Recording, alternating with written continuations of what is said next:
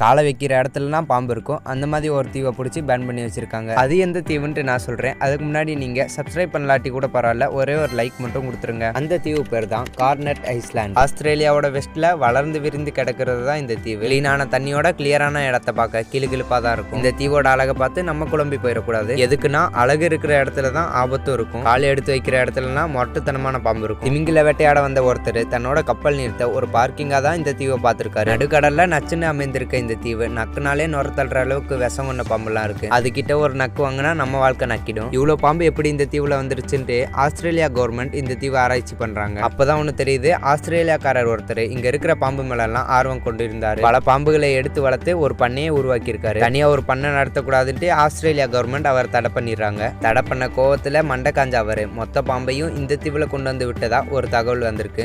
இப்படிதான் இந்த தீவுல இவ்வளவு பாம்புகள் வந்துச்சுன்ட்டு பல மக்கள் சொல்றாங்க.